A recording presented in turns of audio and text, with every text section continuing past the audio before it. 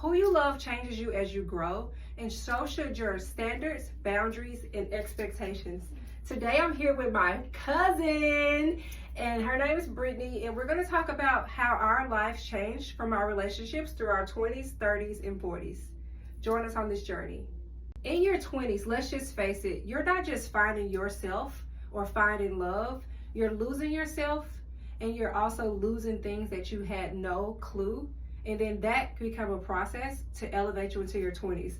So I like to talk to my cousin today about relationships in your 20s. I know for me, in my 20s, I found myself fucking married. I met this guy at a restaurant. He was this tall, blonde hair, red eye, ginger. I saw him. I was kind of attracted to him, but I was like, do I really like this guy? And then he comes scrolling over to me, and I immediately said, I'm not looking for a relationship right now. I'm just kind of like hanging out, doing my thing. And we became friends, and that friendship blossomed into a relationship. And then 2.5 years later, I found myself married. That was pretty much all of my freaking 20s. Okay. Like all of them. And then what about you? So for me, totally the opposite, because in my 20s, I was single. I was already a mom, so I will say that much, but I mean, partying was life for me, so I wasn't really looking for love at that time. Okay. I was more so just going to the club, having a good time, living life, being a mom, everything that a 20-year-old would do is what I was doing. But it's different from the 20-year-olds now. They sit in the house. They don't go to the clubs. They don't drink. But I will say, let's just kind of backtrack. So I did live in Atlanta in my early 20s. So like I met the first husband around 23. But before that, I was at the club. I was partying. I was in school. I was stand up doing my thing. But I feel like that pivotal part of my 20s, I was somebody's wife. So I wanted to kind of talk about like being a wife versus relationships or situationships or finding yourself in like a confusion place. Because even though I was a wife, it was still like hella confusing on this new identity that I had and not even knowing who I am as a woman or as a person first and foremost. And then now my last name changed.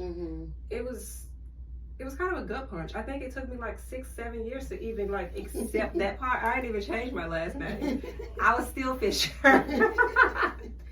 So for me, it was like I said, it was more so about just being out, the attention, the clubs, the scene, just living my life. That was the thing for me. That was what I did in my 20s. I didn't like really come down to where I feel like that I wanted to be in a relationship, or I was even ready to be in a relationship until I got probably in my 30s.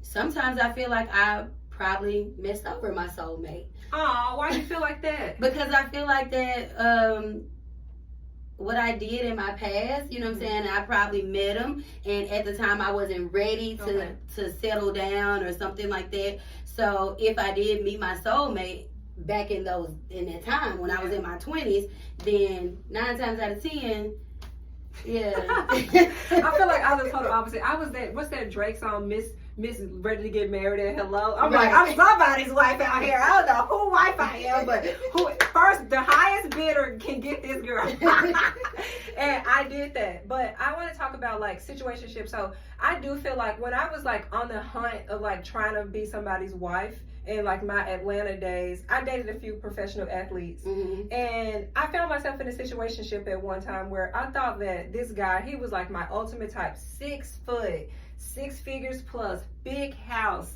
chiseled body, sexy as fuck. And then this girl calls my